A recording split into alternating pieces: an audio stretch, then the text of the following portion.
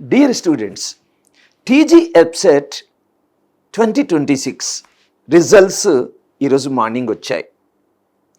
అనుకున్న ర్యాంకు సాధించిన వారికి అభినందనలు తెలుపుతూ, అనుకున్న ర్యాంకు రాని వారికి ఆశావహ దృక్పథాన్ని కల్పించాలనే ఒక ప్రయత్నమే ఈరోజు వీడియో. ఎంసెట్ ర్యాంకో, జేఈఈ ర్యాంకో నీ జీవితం కాదు. అంతిమంగా నీకంటూ ఒక లక్ష్యం ఉంటుంది.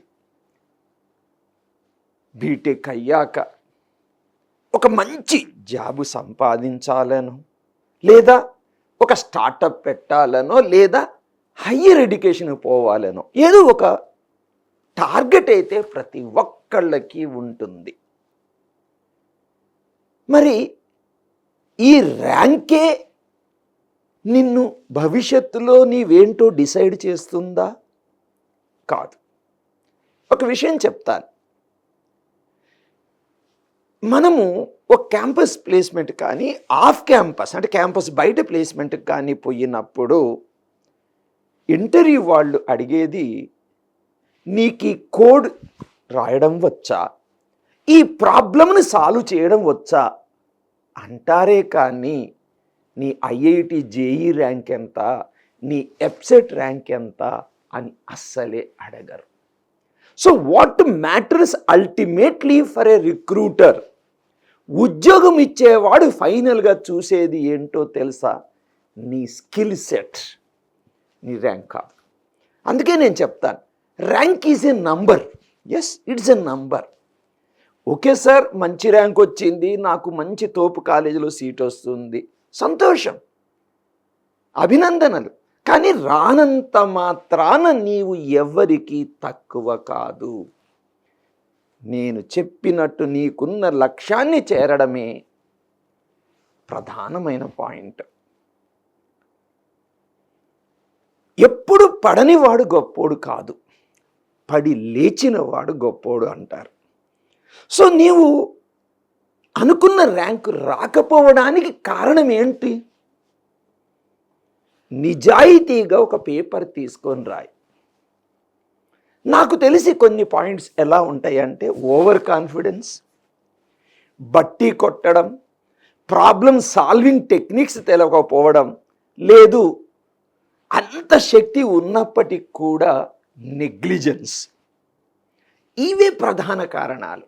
ఏ కారణం వల్ల అయితే నీకు సరైన అనుకున్న ర్యాంకు రాలేదో వాటిని సరిదిద్దుకో. సార్, నాకు అనుకున్న కాలేజీలో సీట్ రాలేదు. ఏ కాలేజీలో వచ్చినా నేను ఒకటే చెప్తా, ర్యాంకు కాదు, వచ్చే 4 సంవత్సరాలు నువ్వు ఎంత డిసిప్లిన్డ్గా నీ జీవితాన్ని గడుపుతావో, నీ అనుకున్న లక్ష్యానికి అడుగు తర్వాత అడుగేస్తావో అదే డిసైడ్ చేస్తుంది. ర్యాంకు రాలేదు, okay, it's only first step. Rank రావడము, ర్యాంకు రాకపోవడం ఒక ఫస్ట్ స్టెప్. కానీ నువ్వు అనుకున్నది సాధించడాలంటే మరో 100 అడుగులు ఉంటాయి. సో ఈ 100 అడుగులు వెయ్యడానికి నీవు రెడీగా ఉండు. కొందరు పెద్దవాళ్ళు అంటారు, సార్ నన్ను అవమానిస్తున్నారు అంటే ఒక్కటే గుర్తుపెట్టుకో, ఎవరైతే నిన్ను తక్కువగా చూస్తారో వాళ్ళకి సమాధానం మాటలతో చెప్పకు, దయచేసి నీ సమాధానం చేతలతో చూపించు. అంటే 4 సంవత్సరాల తర్వాత, ఇది 2026, 27, 28, 29, 30, 2030లో నీవు బీటెక్ పట్టా పుచ్చుకొని బయటకు వస్తావు. అయితే ఎలా రావాలి? కేవలం బీటెక్ సర్టిఫికేట్తోనేనా? లేదా ఏదైనా ఒక మంచి జాబు సాధించా? 4 సంవత్సరాల తర్వాత నీ సమాధానం, నీ భవిష్యత్తులో నువ్వు ఏమి కాబోతున్నావో డిసైడ్ చేయాలి. అంతేకాని నేను ఓ తోపు కాలేజీలో నాకు సీట్ వచ్చింది కాబట్టి నేను ఏదో సాధించాను అనుకోకండి. పెద్ద పెద్ద కాలేజీలో చదివిన వాళ్ళు, ఐఐటీలో ఎన్ఐటీలో చదివి కూడా ప్లేస్మెంట్ లేకుండా ఉన్న వాళ్ళు నాకు ఎంతోమంది తెలుసు. మారుమూల రూరల్ కాలేజెస్లో చదివి కూడా అద్భుతాలు సృష్టించిన వాళ్ళు ఉన్నారు. ఒక్కసారి మీరు ఏస్ ఇంజనీరింగ్ కాలేజ్ యూట్యూబ్ ఛానల్ గతంలో చూస్తే ఎంసెట్ నాట్ క్వాలిఫైడ్ వాళ్ళు కూడా మంచి ప్యాకేజ్ తోటి ఉద్యోగాలు సాధించిన వాళ్ళు ఉన్నారు. 50,000 70,000 ర్యాంక్ వచ్చి 40 లక్షల ప్యాకేజీ సాధించిన వాళ్ళు ఉన్నారు. అంటే వాళ్ళు ఏం చేశారు? వాళ్ళలాగా నువ్వు చేయలేవా? ఎందుకు చేయలేవు? బీటెక్ ఫస్ట్ ఇయర్ నుంచే జాగ్రత్త పడితే ఏ అవలక్షణాల వలన, sorry to use this word, అవలక్షణాలంటే మనము సాధించాల్సిన ర్యాంకు రాకపోవడానికి కొన్ని కారణాలు నేను చెప్పాను కదా, వాటిని సరిదిద్దుకుంటే ఖచ్చితంగా నీవు ఎంసెట్ నాట్ క్వాలిఫైడ్ అయినా, సరైన ర్యాంకు రాకపోయినా నీవు అనుకున్న లక్ష్యాన్ని సాధిస్తావు. ఖచ్చితంగా చెప్తున్నా. లో ర్యాంక్ డజంట్ మీన్ దట్ లో సెల్ఫ్ ఎస్టీమ్ కాదు. నీవు ఏంటి భవిష్యత్తులో 4 అదే నీ జీవితాన్ని నిర్దేశిస్తుంది బిడ్డ. సపోజ్ నేను ఇప్పుడు ఏం చెయ్యాలి అంటే, నేను మొదటగా చెప్పేది, ఒక్క వారం రోజులు ప్రశాంతంగా ఉండు.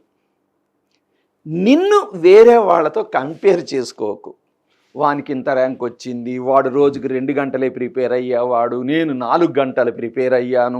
ఈ కంపారిజన్ వద్దు. తల్లిదండ్రులకు కూడా ఇదే చెప్తున్నా, దయచేసి మీ పిల్లలకు వచ్చిన ర్యాంకుని పక్క వాళ్ళతోటి కంపేర్ చెయ్యొద్దు. ఈరోజు మన బాబు లేక పాప సరైన ర్యాంకు రాకపోవచ్చు, అంత మాత్రాన అతను ఫెయిల్యూర్ కాదు, తను జీవితంలో పూర్తిగా ఓడినవాడు కాదు. ఇది ఒక ఓటమి మాత్రమే. ఏమి ఓటమి? తన ప్లానింగ్ సరిగా లేదు.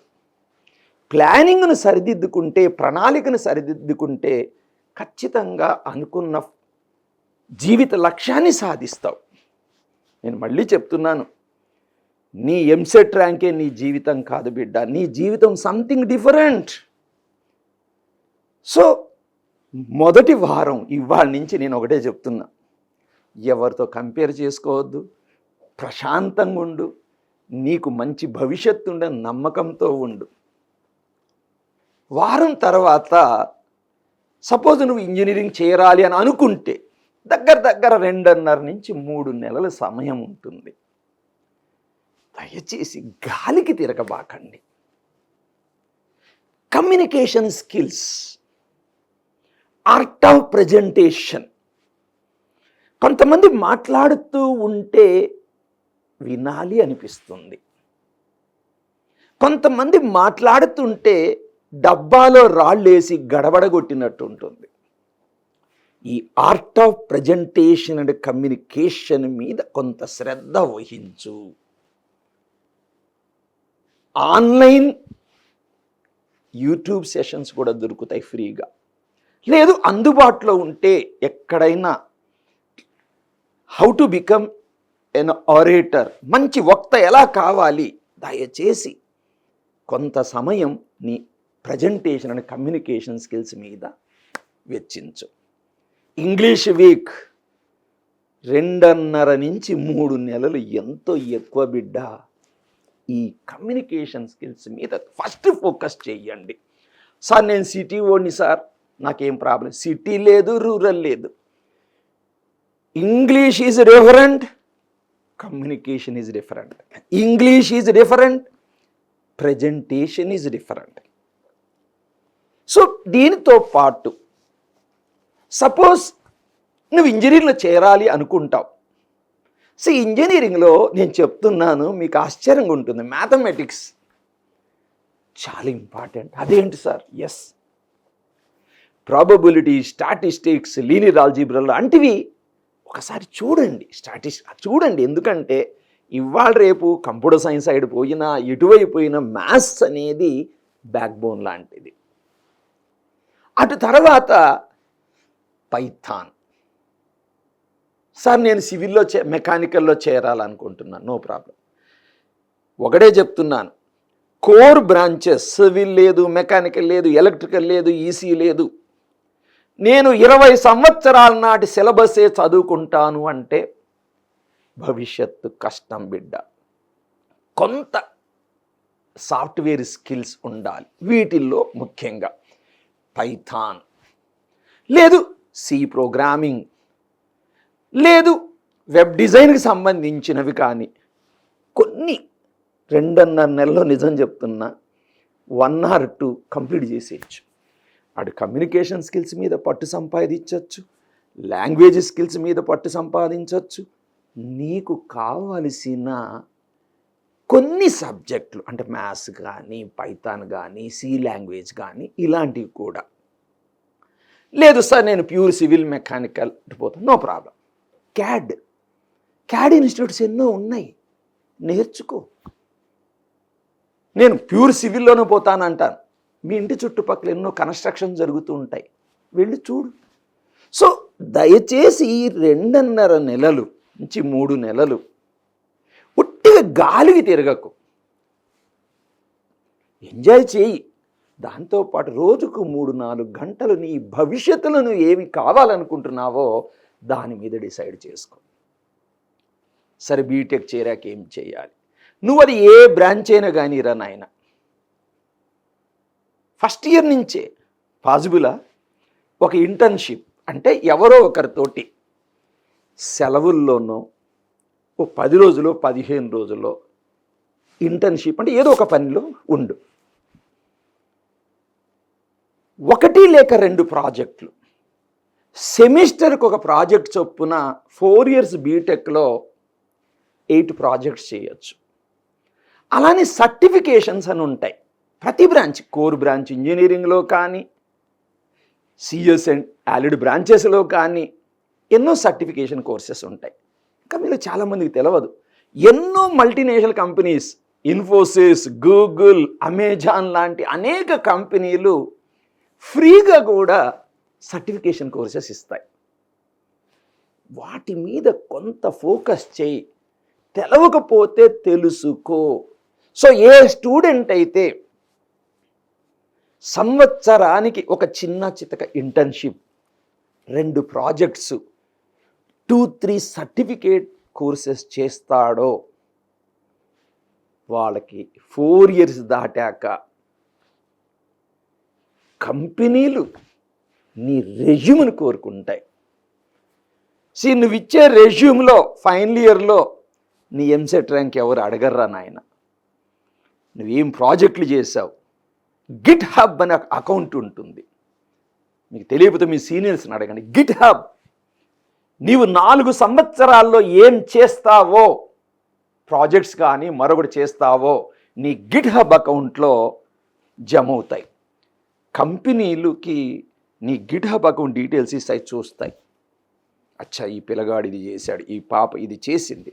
సో నీ గిట్ హబ్ అకౌంట్ అనేది నీ భవిష్యత్తును డిసైడ్ చేస్తుంది, నీ rank కాదురయ్యా.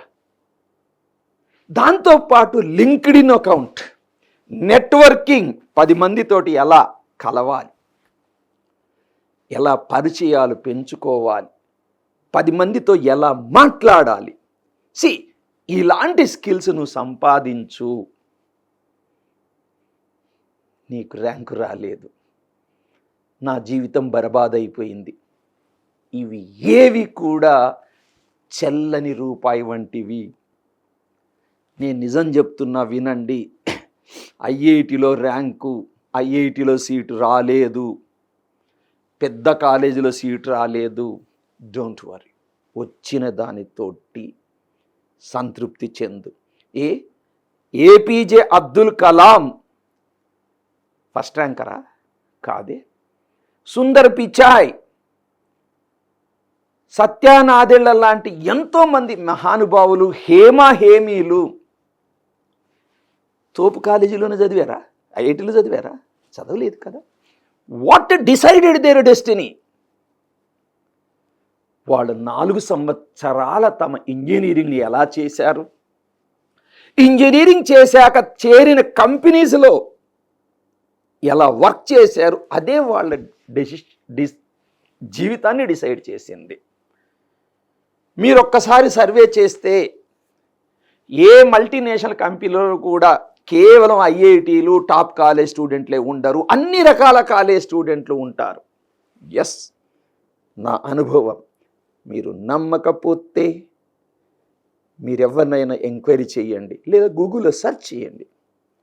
So my dear student children, గెలిస్తే సంతోషం, గెలవకపోతే జీవితానికి ఏమి కావాలో దాని గురించి ఈరోజే క్రమశిక్షణతోటి జీవించడం ఎంతో ముఖ్యం. పడ్డావా? No problem. పడి లేవు బిడ్డ, పడి లేవు. Rank is a number. Your future, your discipline for the coming 4 years. Thank you. All the best. God bless you.